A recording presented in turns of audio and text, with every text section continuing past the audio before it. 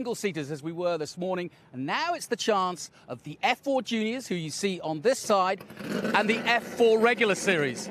Slightly smaller cars, these are the older cars without the halo, but the traction to this sport is getting huge. We've got countries represented. Uruguay, Mate Caceres is here. She's here. She's been here before. I met her last year here. We've also got a new entry from Brazil, Leo Escorpini. And it just shows you there's a bunch of Americans, but there's so many different countries. Australia represented. Italy represented with Teddy Masella. Lots to play for. This is the final hurrah, if you will. 3 races in all for the weekend. They've had one already with plenty of controversy. Keke Juanio in the F4 has got to start from the pit lane.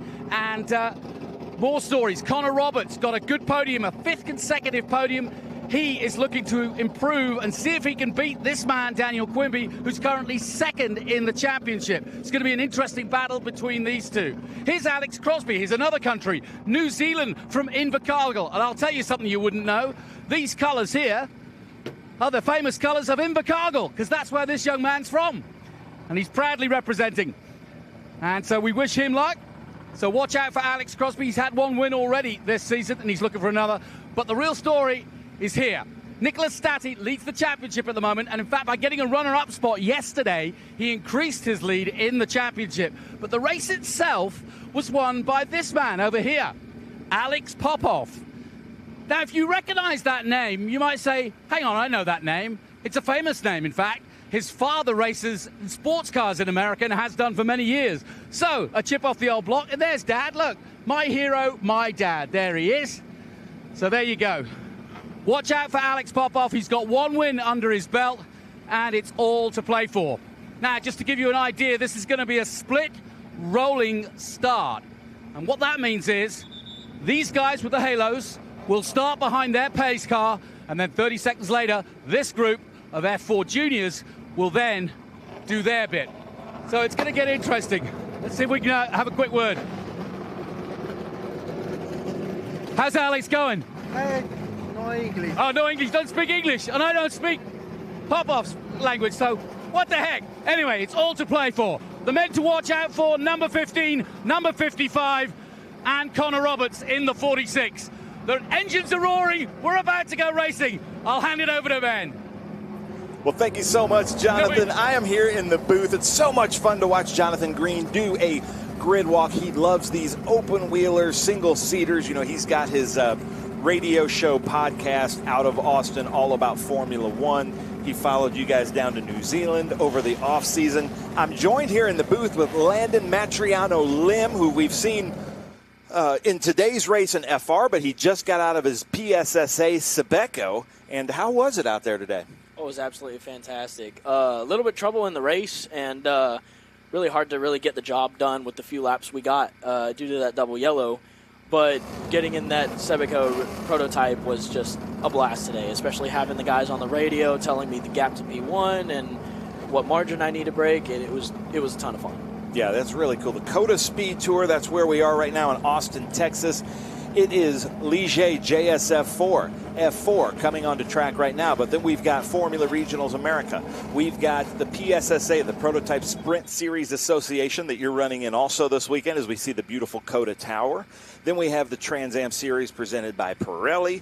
We've got all the classes mixed in with that, with the Western Championship. We've got International GT here. Tickets are still available on SpeedTour.net. This is a spectator event, and the paddocks are wide open. You can come meet and talk to the drivers. Speaking of meeting the drivers, I don't know if you remember this, but this is kind of a funny thing. In like February, March, I'm in a Mexican restaurant in Willows, California at a big table, and then you walk in, you get like a to-go order. That was insane. And you kept looking at me like, I don't think I know who you are. But then I explained, oh, you've been in the booth with me and I'm this. But, you got to start, you're going to be a big professional racer. You got to just start getting used to just strangers coming up and talk to you in restaurants. That's what we're working for. I actually had my first moment this year of someone in public meeting me. It was actually in New Zealand, the New Zealand series. And it's so popular over there. They televise everything. It's on the local TVs. And the support for it is absolutely amazing. And I actually had one of the fans come up to me during one of the races, and they're like, I'm such a big fan. My mind was blown with that first experience. It was absolutely incredible. incredible. That's all, especially to be on the other side of the world. You know, in New Zealand, in a New Zealand series. Yeah, that is really cool. Well, we had a great race here yesterday. We were speaking off camera, and you were saying that you were actually at the bridge over the Cube 3 and Hankook S's watching. Yes, that was probably a pretty good view.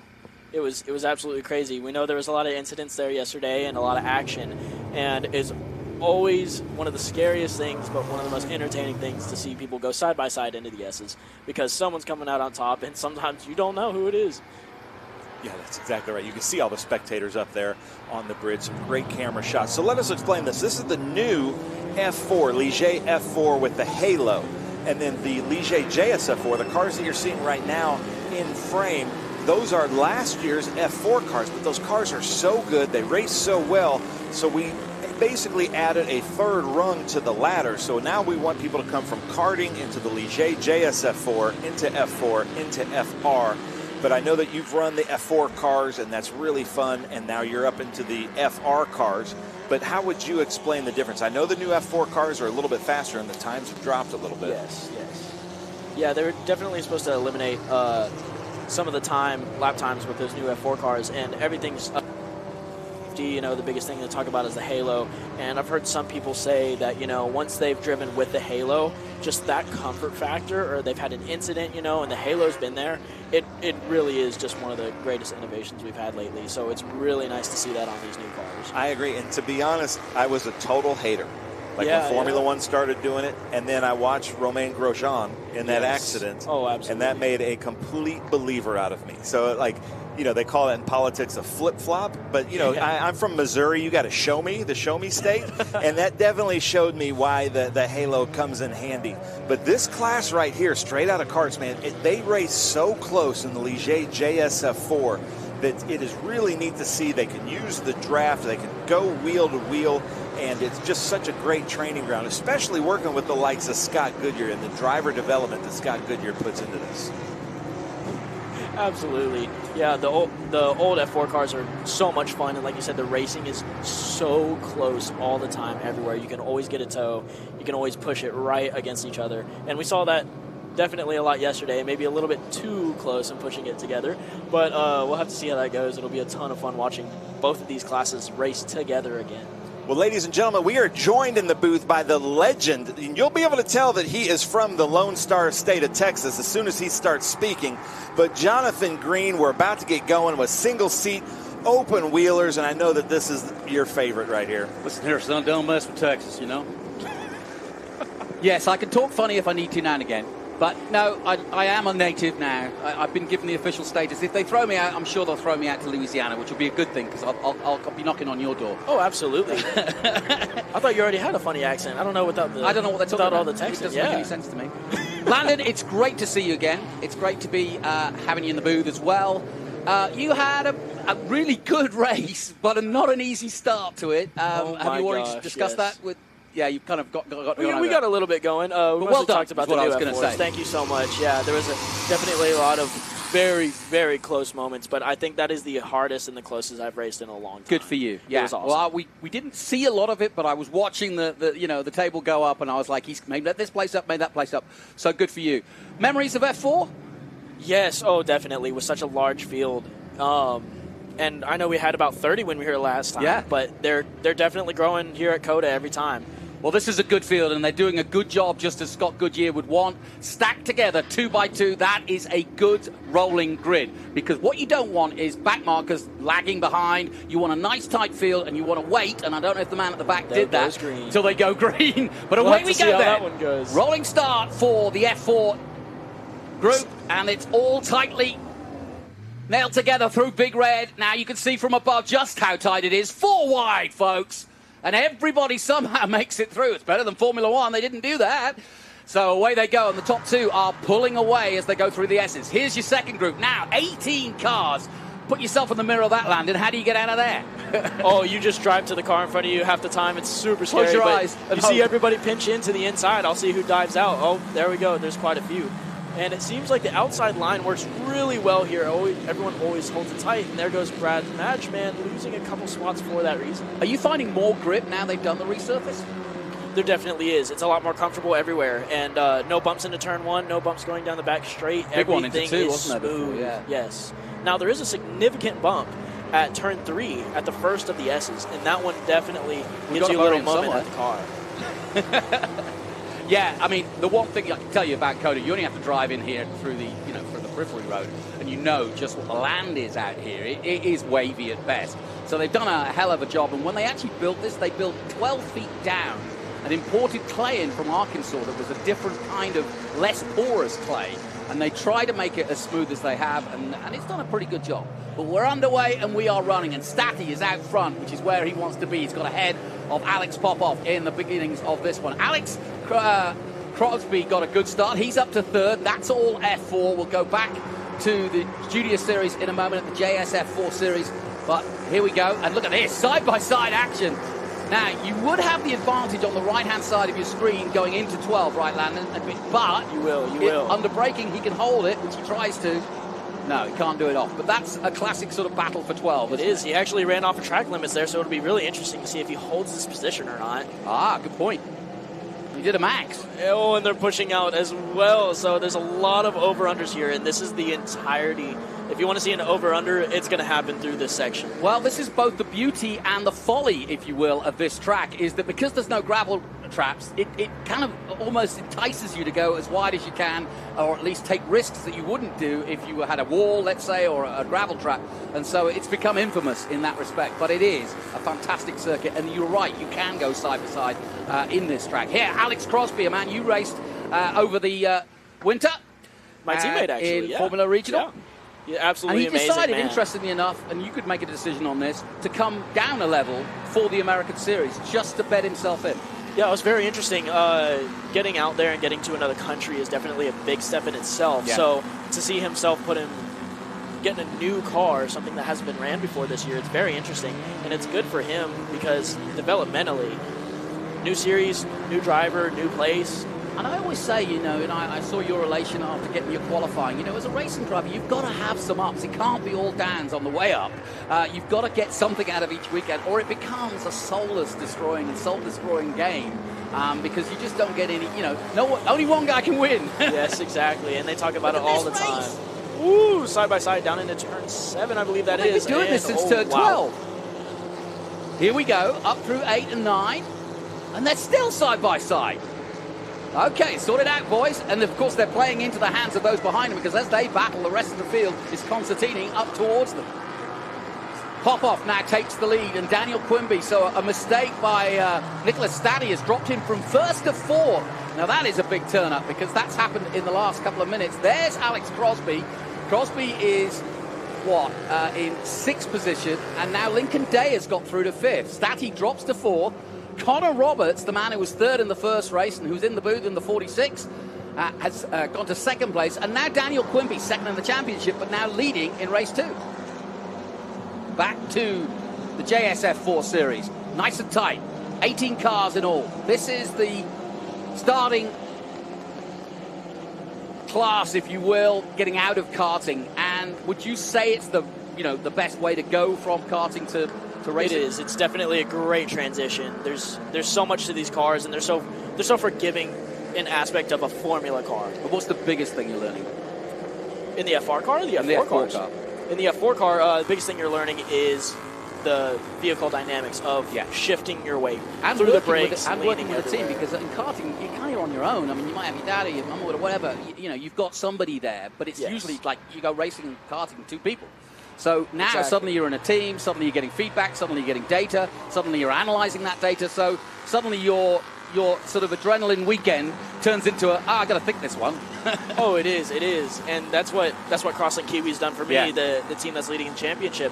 And with all this data, with all the drivers we have on the team, this whole year was development for me. And you've seen the progress throughout the year. I've been growing nonstop, and to finally be at this point, it's just absolutely amazing. I remember saying to you at the beginning of the year that by the end of the year, now here we are, you'll have learned so much, and I think it's true of everybody that has had a long year, Crosby included. It doesn't matter if you go down, you're always something to learn, and he's had a win already in the series, and like I said, that psychologically is a huge thing. You may not win the championship, but getting a win under your belt, really important. You're on double duty this weekend. I am. Tell me what else are you racing? I'm in the FR Americas car, and I'm also running the Prototype Sprint Series. I'm in a Sebico Prototype. What do you think? Oh, it's so much fun. Anything I can get my hands on and race, it's a blast. We just got done with our qualifying before this race, actually, and it was amazing being on radio with the team the whole time. They're telling me the gap to P1, P2, and where I need to get my time and everything. So it was really fun having that aspect of, where to push, when to push, if I can take a cool lap or not, and it was so much fun. Is it hard to work out the braking when they're going to be different? And you're doing the same corner, but suddenly you're doing a different braking point, and maybe the car doesn't react the same way as the FR car does. Exactly. The FR car's brakes are just absolutely unmatched, but the mechanical grip of the Prototype definitely has it in the low-speed corners. And nice overtake at 12, classic overtake at COTA. Oh, but it's way too deep for almost both cars. And he should come back on that. That's the 17. That's Takumi Numata, the young Japanese, the 20-year-old Japanese driver from Yokohama, who is doing his first ever car weekend. And you remember that, Landon. So pretty impressive to come over from Japan. He sought out the Crosslink Kiwi team.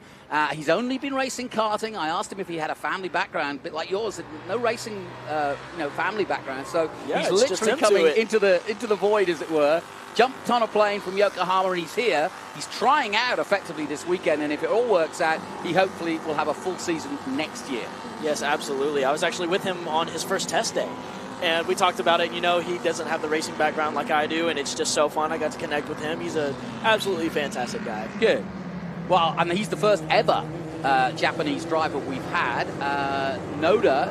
Yuji Noda came over for a while. She wanted to get in, but she couldn't get the car to regulation, and unfortunately, while she did practice, she didn't get to race. So he is now the first Japanese to race in our series, so great. Crosby up to 5th now. Stati still stuck in 4th, and that's bad news in terms of the championship for him anyway, because it's pretty tight between the top guys. You've got Stati leading the way coming into the weekend. He improved his position with a second yesterday.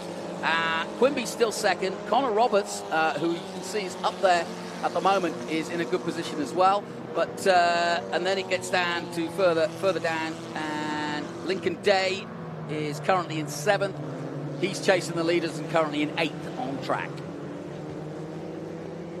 How much does the car change in a 30-minute race? Well, obviously the fuel goes down, so it gets a bit lighter. But what about, generally speaking, does it feel different? It does. A big thing for us. It seems that we might have a double caution here. Well, we've got that's a section yellow. That's sort of an isolated yellow down the back straight, which means usually that there's something coming in at 12, that somebody's usually stuck down here. But I agree with you. If we get a yellow there, it's going to be a full course yellow. Smart man.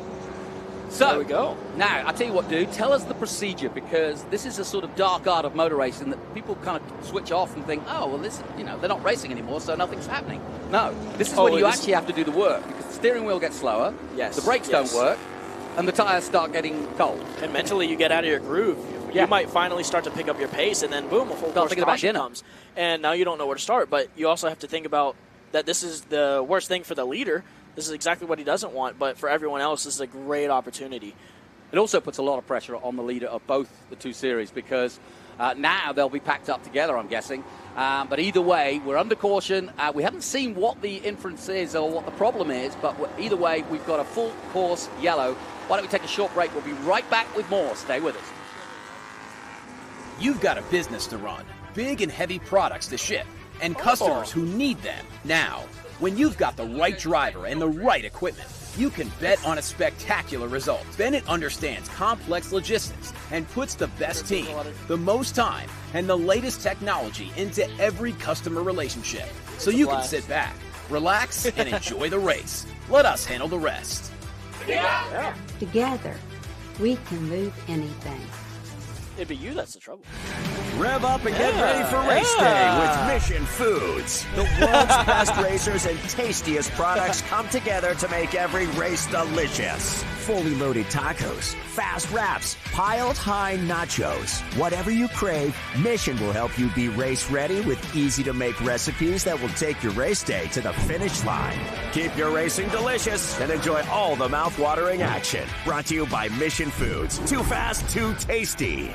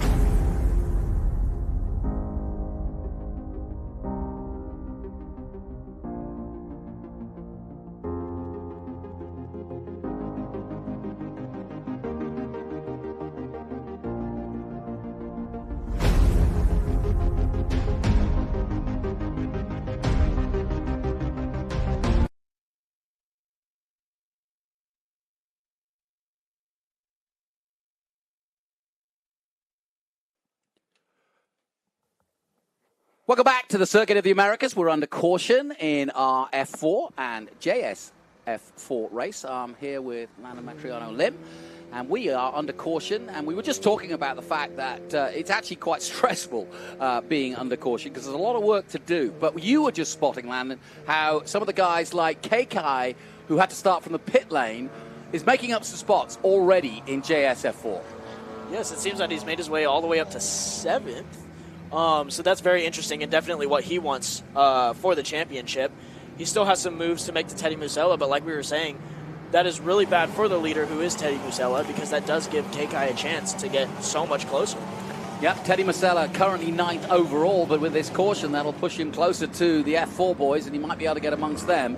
He's now holding off Sascha van Pad Bosch. What a great name, a Dutch driver that's just come into the championship. Don't know much about him, to be honest, but with a name like Bosch, it's awesome.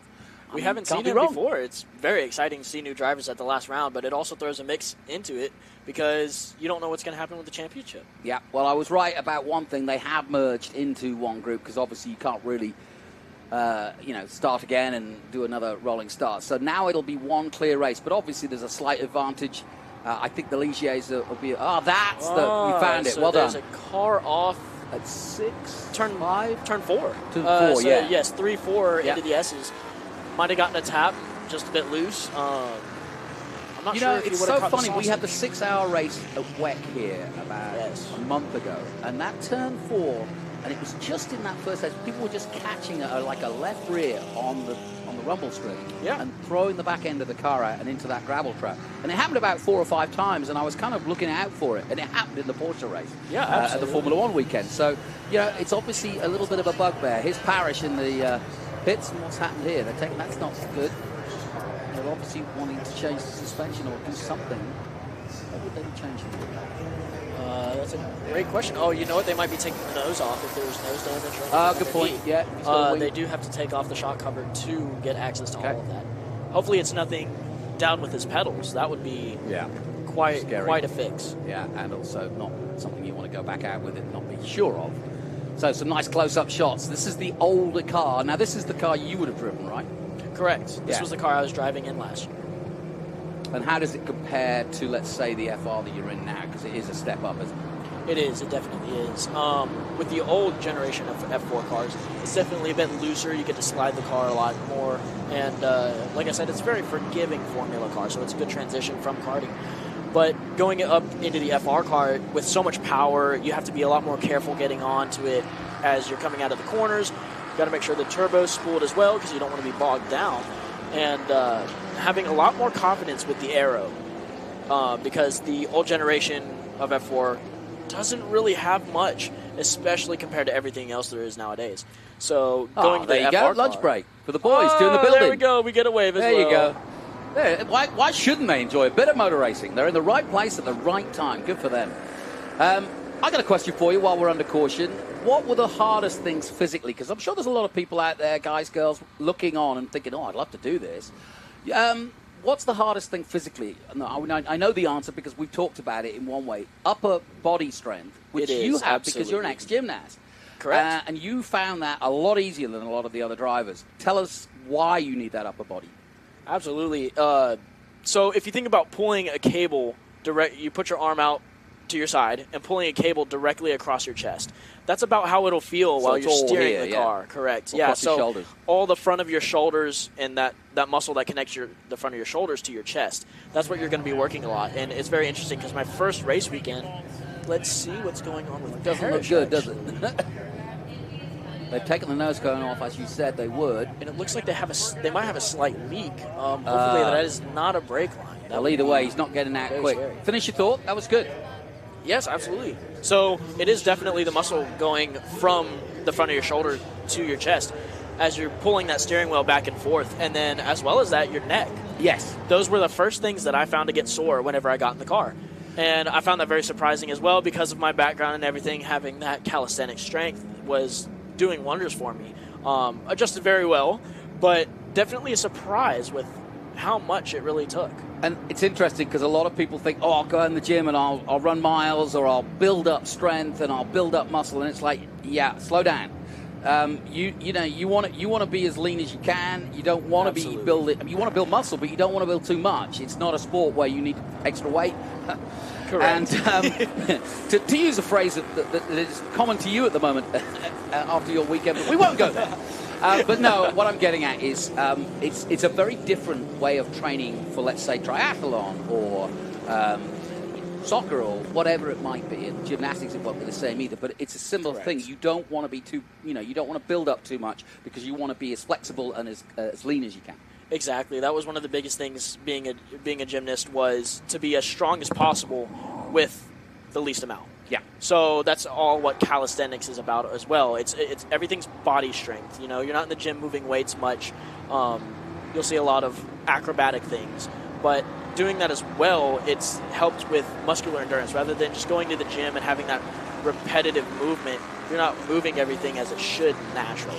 So I take after a lot of calisthenics, a lot of gymnastics-based workouts because, well, that's what I've known my whole life, and that's what's been working so well. And don't think for 1 minute these guys aren't athletes, because the other side of it that we haven't mentioned is mental strength. Because when I've ever done any race schools or motorcycle schools, I was always surprised that I was just getting into the rhythm, and I was just, I did 3 laps, 4 laps, and they were like, oh, no, we're in. I was like, well, I was just getting into it, Exactly. And they were like, yeah, but you've had enough. You've been out there 15 minutes, and if you stay out there, you're going to start making mistakes. And I thought, you know what? They're absolutely right, because when you're not a racing driver on every weekend, that mental capacity to concentrate and to maintain both physical and mental concentration is hard. Absolutely. I'd say it's even more mental than it is physical. Yeah. Because there's just, everyone talks about how a driver has to exclude food. Mm-hmm. You have to throw yourself into a corner believing that car will stick, and you have to know the limit of every single move that you're making. So, and it's also, you have 30-minute races like this, and time it's hot outside. Considering the fact that these cars are open cockpit, you'll actually be surprised to hear that it's actually very hot inside because all of the aerodynamics are just blowing the air right over you. You're not getting any of it sitting in the car. Yeah, and then, of course, the final factor is that adrenaline factor, because your heart is racing. You are in a fight or flight mode, as they call it, which is an old human sort of way of describing either, running away or being ready to fight, because you're in that mode where your body is going, what are you doing to me here? And is expecting everything. So everything gets exaggerated, your heartbeat, your muscles, the oxygen that you're using, and so on and so forth. So and you've got to control that. Absolutely. You have to have that point. There's always a car limit and there's always a driver limit. Right. It can vary on the day. A lot of people say, you're going to have 10 bad days to 1 good. So you have to really work your best to make sure you can even it all out and get a good average and, know your limits where, if I push way too hard today, I might be dead for the weekend. Yeah. So you have to make sure to space it all out and work yourself out for the weekend. Yep. Coming under the famous tower, under the famous McConaughey complex. You know why they call it that? I don't, actually. Well, it's right, all right, and all right. That makes a lot of sense. Makes sense, doesn't it? Yeah, I coined that one. It used to be Hayden Hill, when the motorcycles are here. Yes. But there's always a good crowd for MotoGP up there. But what a great venue. I mean, I don't know if you've been to the top of the tower, but it is beautiful up there. You really get an amazing view.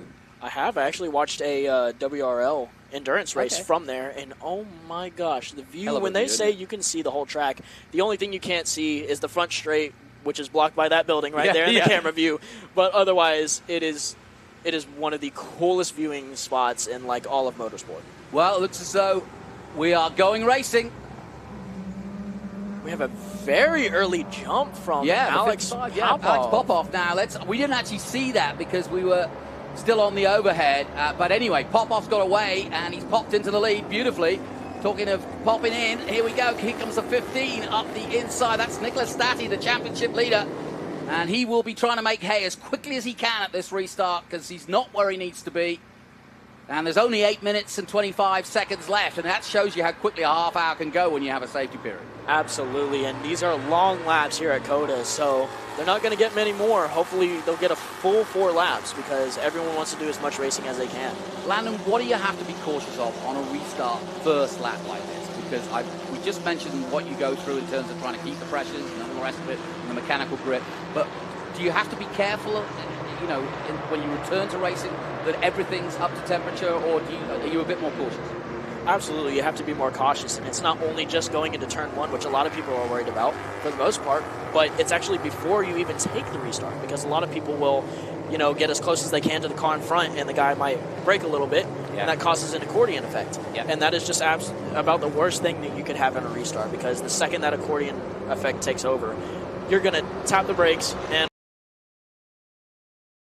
Well, Alex Crosby in a great battle here. This for 4th place in F4 into 12, the usual overtaking spot, and Crosby looks as though he's lost that place. He came alongside out of 11, and Crosby and Seth Gilmore, I think it is, that are battling away in that one. Through comes the number 10 in, that's Connor Grant in the JS F4 car. He's currently in 15th. We also just saw that move by Kekai on in the Connor 29, Grant. yeah. Good move down into turn 12, as we've seen, diving up the inside and making a move. Are there lots of different lines into 15? It always looks like some guys could take like a high, wide line and then cut back, and other guys like to hug the inside. Absolutely. There's so much variation through this track and in that corner, and it's so tough to figure out which one works for you. But honestly, it just depends on the driver, what you like better, because I've seen it done every way you could. Now, how quick are they on track limits here? Because there's quite a few guys going over them here. How lenient are they with you? It is very close. They actually changed it this weekend to where it is the red and white that is the track limit, rather than the white line, because the stewards found it very hard. So as long as you don't go outside that white line, the furthest white line. Correct. Okay. As long as you're not on the solid red pavement, you are pretty good. So you've got to keep one wheel, or at least on you know, within that, in that realm, as it were. Through comes the 23. This is a good battle. Now we're starting to get some real good battles. That's Hibar Das coming through here in 17th place. Harbour Das actually going really wide at turn 1 and now under pressure from the car behind, as we see our first Japanese driver take away. Yeah, he's, 16th now to Quimby. He is. Yeah. Meanwhile, Teddy Masella has now got Leonardo Escorpiani, the young Sao Paulo driver, right behind him in his first weekend out with us in 10th position. Sasha Van Pad Bosch is in 11th, and then Drew Such is in 12th. Marta Caceres of Uruguay, she's 13th at the moment, and then comes Kekai. And there he is, a beautiful shot. As we see Maite run out a little past track limits, so that'll be interesting to see how that works out. Yeah, I've been really impressed with her. She's done the F1 Academy. She had some runs in that. She came here last year. You know, just her and her father, a very small team, and hats off to her. She's worked very hard. She met Alonso when she was a little girl. Her father was a rally driver. Her brother got a test in Formula One. Really? So she's really been part of it. Yeah, and they wouldn't let her race. And they said, oh, no, you know, you're not racing. And she said, finally, she said, no, I want to race. And I've met Alonso, and he told me to work hard, and I'm going to work hard, and I'm going to go on racing. And that was it. The boys had to back off. And she's been doing it all year. I love it. So, side by side once again. Seems like that is Dimitri Nolan in the 34 of Parker Wallen. Yeah, against, Parker Wallen. There you go. Meanwhile, at the front, Alex Popov has extended his lead. He's got it to about a second now after that restart. We'll wait to see if there are any problems with the restart, just because he didn't see it. But here's a good battle. Crosby now all over Stati, the championship leader. Crosby, a former Formula 4 champion from New Zealand. I remember watching him in Formula 4. He absolutely wiped the floor with the rest of the field in that. We knew he was on for Toyota Racing Series, the CT Frot Championship, which he went into this year with you. And he had some good success there. Didn't change the world, didn't win the championship or anything, but had some good runs and certainly improved his skills. And now he's brought them to the States, as so many others have. Callum Hedge, a former champion of that, is here. Liam Skeets is here. Sebastian Manson was testing in Indy Next last week. So we've got a host of teams. Ryan Yardley just won here a couple of weeks ago in the Porsche Carrera Cup North America, and he looks after bowling, of course. So, yeah, I don't know what they feed these Kiwis, but it's good stuff. It seems like Alex Crosby really wants to make a move on Stati. Well, I think it's that time of the year. It's like, well, I beat the champion in the last race. You know, that's always your opening line to your next sponsor or whatever. You know? Or you're only as good as your last race, they say, and it's a fair point. Nobody remembers what you did at Mid-Ohio at this point. Exactly. But I was really good back in mid-season. Here comes Crosby around the outside. If he pulls this off, that'll be impressive. No, Yeah. Seems like it was just ran You out of run room out for of, both the drivers. problem is, you run out of room, and, It's very Lando easy Norris to can do tell that you too. all about that.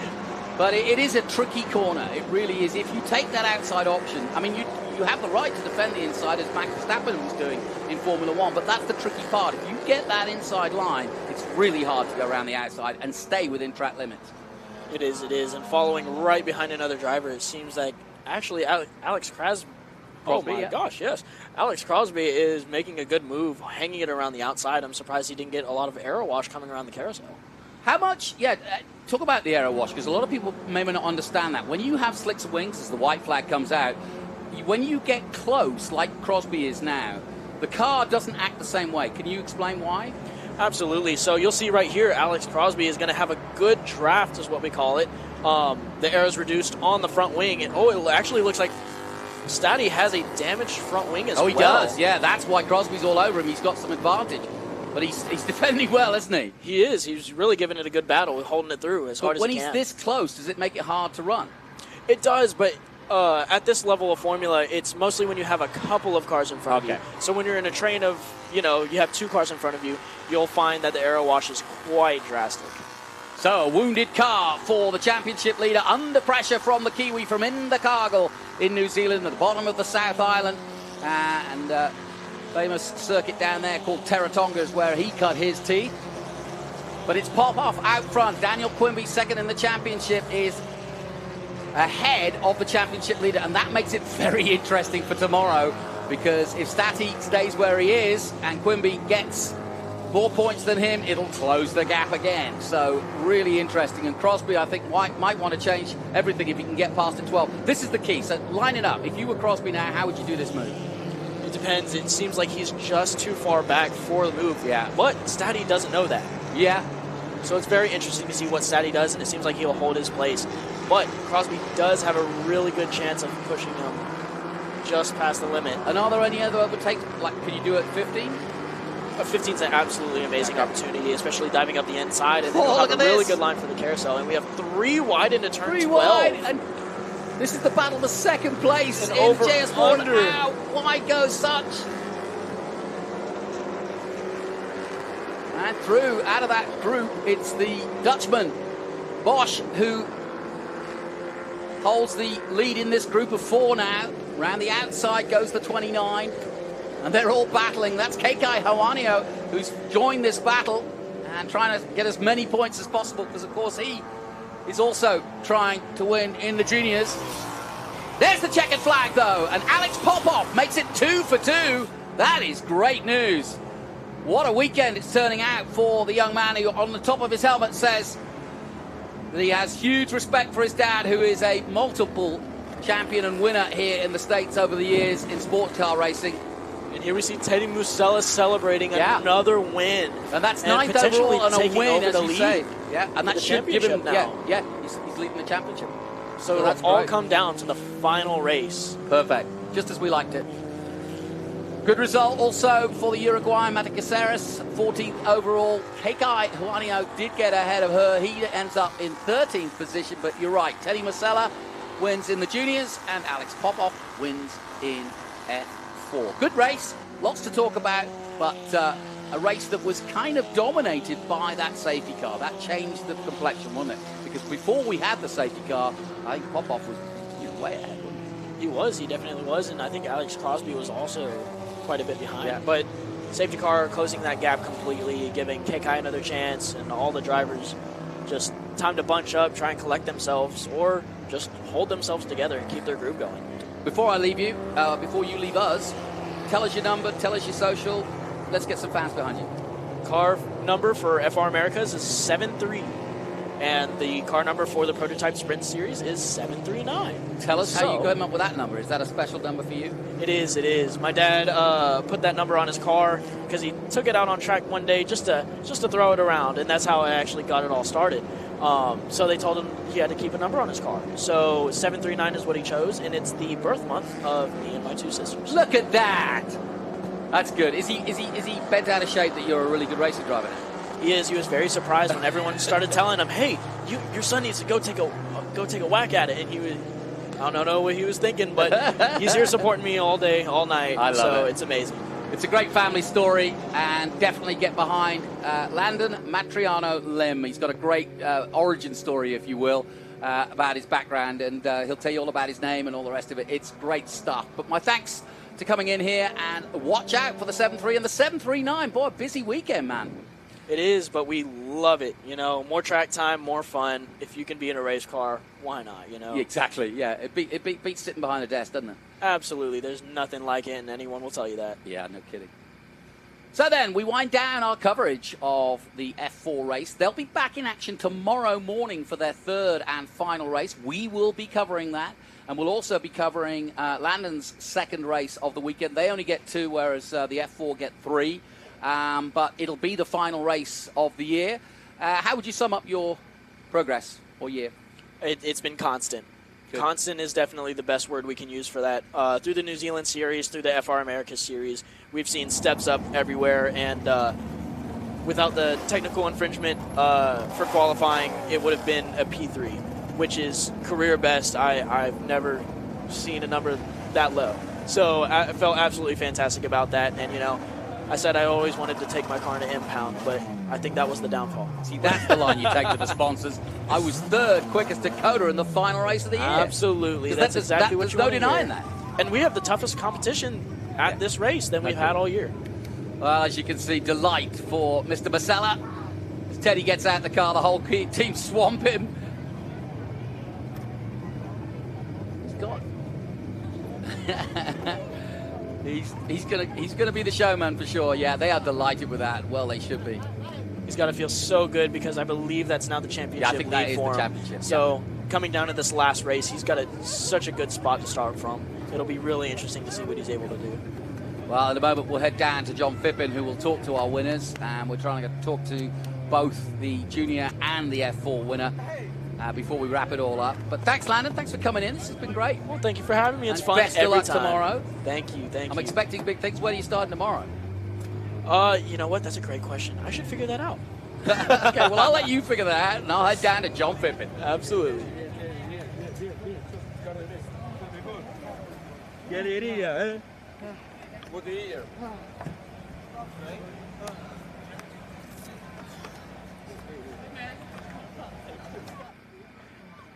Jonathan, we've got what may well be our 2024 champion of the class. It's still unofficial.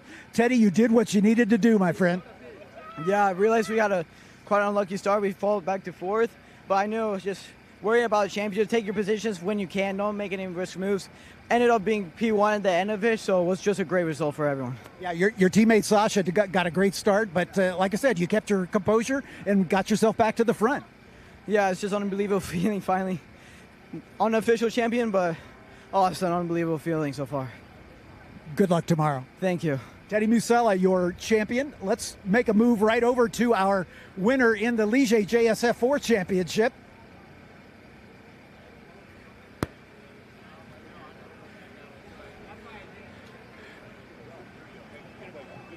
Alex Popov, 2 starts, 2 wins. That's a pretty good way to start your career, my friend. Yeah, it feels really good. I mean, it's just so incredible. I mean, we've worked so hard to get here and to finally be here and do it with such a great team behind me and just all the supporters. It's just awesome. So obviously with this kind of success, hopefully you're going to be with us all season next year. Hopefully. I mean, it just depends. You know, racing is a cutthroat sport and it comes down to other factors as well, not just driving. But hopefully, I mean, with this, I think we can try and make something happen. Fantastic job. Well done. Thank you. Alex Popov. Jonathan, back to you. Thank you, John. Appreciate it. Well done to our top men.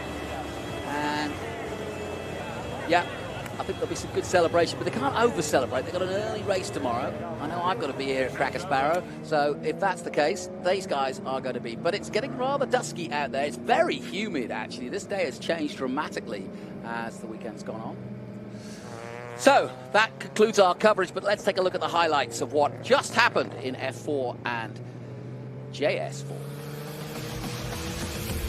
We started off with a good clean start for F4, a smaller field, but then 18 cars involved in the JS4. Look at this, side-by-side racing throughout. And there was some good overtakes and some good racing, and I'm sure that Scott Goodyear, the race director, who tries to train these guys to act properly and fight well but fight fairly, will be pleased with the results of this race, because everybody seemed to know what they were doing, giving each other enough room, but also racing, and that's the name of the game, because that's what they call motor racing.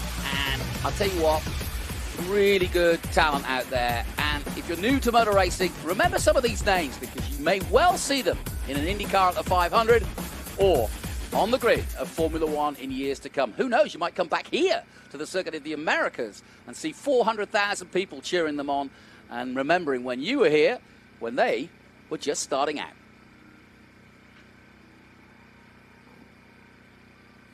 Let's head down once again to John Phippen, who's ready to do the podium. Get our podium celebration underway. Let's start with the F4 U.S. Championship with this beautiful second-generation car. Bring up our third-place finisher, Nicolas Stati. Nicolas, here he comes. Your 8th podium on the season to go along with 3 wins. It was a bit of a battle. You and Alex had a great battle all race long. Yeah, me and Alex had a good battle. Fought hard. Looking pretty good for you for the championship. It isn't clinched yet, but... No, still, it's not over till it's over, but yeah, looking good so far. Anybody to thank? AGI Sport, Crosslink Kiwi, and Adam from AGI, Tina from Crosslink, and Isaac and Taylor for working on the car, and my dad, of course. Congratulations. Thank you. Jump up on the podium. Chris Roostrom, this gentleman designed this beautiful race car, and he is presenting the podium here. Thank you, Chris.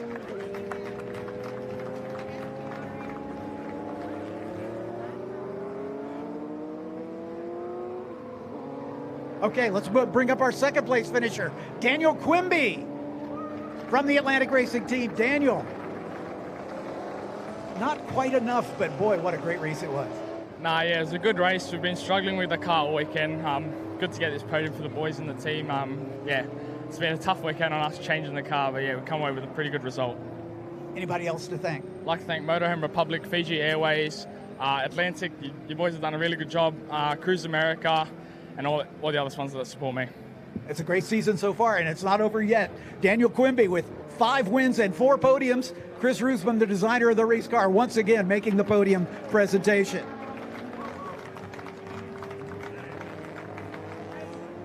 Let's bring up our winner. His first time in the car. Back-to-back victories for Alex Popov, ladies and gentlemen.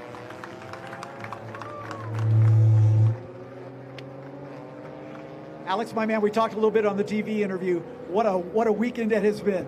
Yeah, it's just been incredible. I mean, so happy to be here once again, and thank you to all the guys over there, just everyone that's helped me get into this position, all the guys even at Inter, Dana, and just MLT for making this happen. It's just incredible the amount of work we've put in over the last couple of weeks, coming from CMP where we did our first testing. So yeah, to be here now is just surreal. Fantastic job. Anybody else you'd like to thank? Of course, my dad. Without him, I wouldn't be here. He's the one that got me into racing, showed me what I love to do, and yeah. Well done. Get on the top step of the podium as Chris Rathman once again makes the trophy presentation to our winner, Alex Popov, a 100% victory percentage so far in his young career.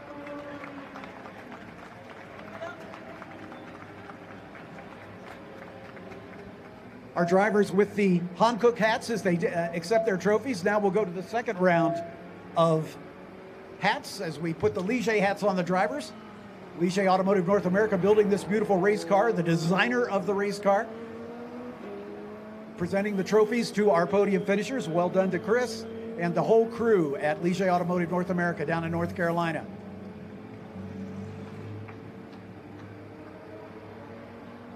One more round of hats, this time for Radford Racing School, our partner in the Radford Karts to Cars Scholarship. An opportunity to bring some youngsters into the racing series right out of go-karting. And we look forward to that coming up in December for the next round for 2025.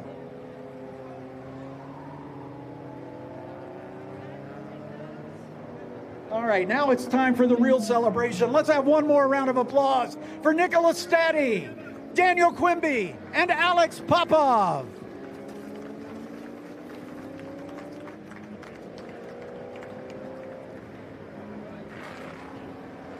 Well done, everyone. Don't go away. We've got one more podium to do.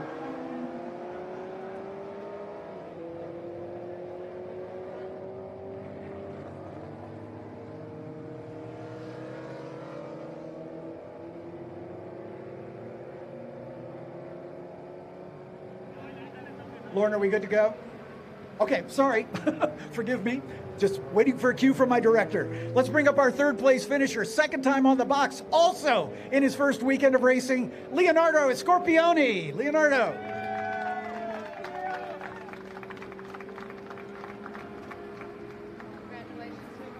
Congratulations, Leonardo, once again on the box in only your second race. How are you feeling? I'm feeling pretty good. It was a really tough race. We ultimately didn't have the pace, but a good start. Just put me up there, and I was able to fight my way through the race and just hold on. One more time, one more chance tomorrow. You think you can move up a couple steps? Yeah, I mean, we're going to make a couple of changes in the car, and we're going to try, but it's going to be difficult. Congratulations. Thank you. On the box for the second day in a row, Leonardo Scorpioni from Champagne Racing. Welcome to Champagne to the field.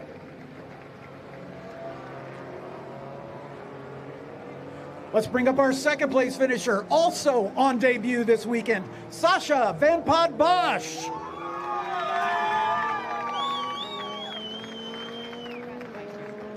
Sasha, my friend, a much different day today than it was yesterday. You had a couple spins yesterday. You set the fastest lap of the race, started on the pole. You got to be pleased with this podium finish. Yeah, I'm very happy. It's my second race here. It's my debut, and already get a podium. I'm really happy. Anybody you'd like to thank? My team, Cor, my coach, my mom, and everyone who supported me. Congratulations. Thank you very much. Sasha Van Pod Bosch, ladies and gentlemen, second place finisher. All right, now it is unofficial until we have the review by the stewards of the meeting, post-race technical inspection and all that. But assuming all of that goes well, let me introduce the 2024 champion of the Ligier JS F4 Championship, Teddy Musella.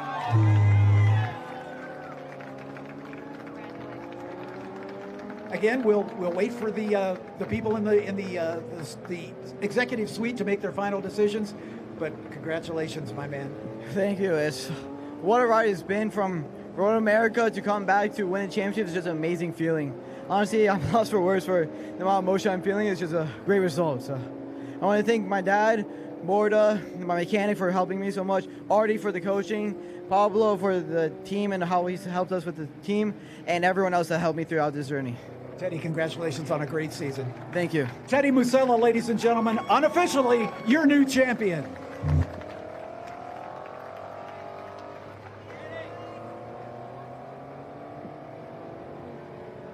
Hankook hats again on all three of our drivers. Trophies aloft. By the way, the second and third place finishers are 14 years of age. What a future they've got in front of them.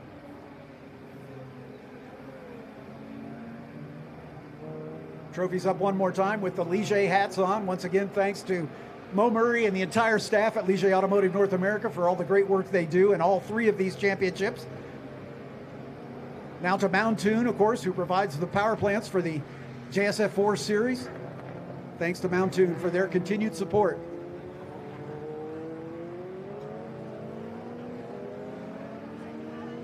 And once again, we acknowledge the Radford Racing School and their Karts to Cars scholarship. It's the feeding ground for bringing youngsters into this field. Here's a couple examples of what it can mean for these drivers to make their debut and show up on the podium. All right, let's get a big round of applause. Leonardo Scorpioni, Sasha Van Pod Bosch, and Teddy Musella, your new champion-elect.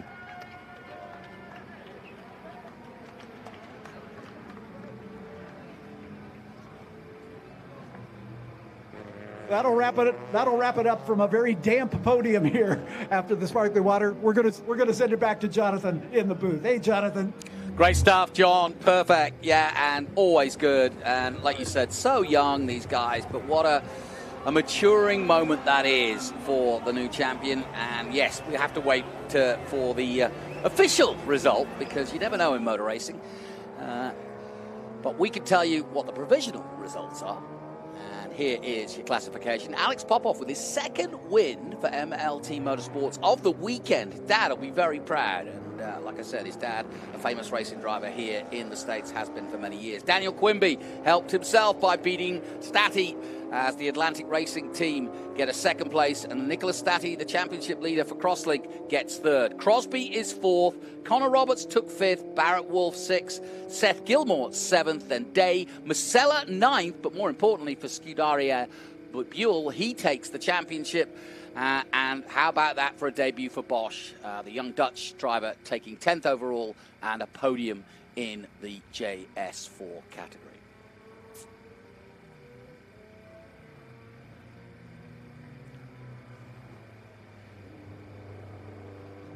And don't forget, the 2024 Speed Tour continues tomorrow, November 2nd, and we started all off, in fact, where we're leaving it today, with the final race of the F4 U.S. Ligier JS F4 Feature Race 3. That'll be followed by the final race of the Formula Regional Americas Championship for the runner-up in that one, still very much on the line. So two great races, one at 8:50 in the morning and one at 1:15. And then we go through the rest of the afternoon with SVRA to start with, where we go through several groups of racing, as you can see, short races, but all the way through to the big afternoon, where we finish off with qualifying for Cube 3 Architecture TA2, the Trans Am Series, followed by the Trans Am TA Series, XGT, SGT, and GT qualifying, and that'll be at 5:25 p.m. to decide the grids for Sunday's two big races. And as you can see, Sunday will start off at 9. We'll go back to SVRA with their group final races, the Gold Helmet races, the very big and important race for the Gold Helmet. And then we get into our features at 10:20. We've got the Cube 3 Architecture TA2 Series feature race, and that'll be followed by the Trans Am race at 12:20. And then we go back to SVRA feature races for the rest of the day. A packed weekend of superb racing from the Speed Tour. It's been one heck of a season, and it's great that we can finish it off here at this fantastic circuit. That's it for our live coverage today, but we're going to leave you with some more stories from the paddock. All of our paddock has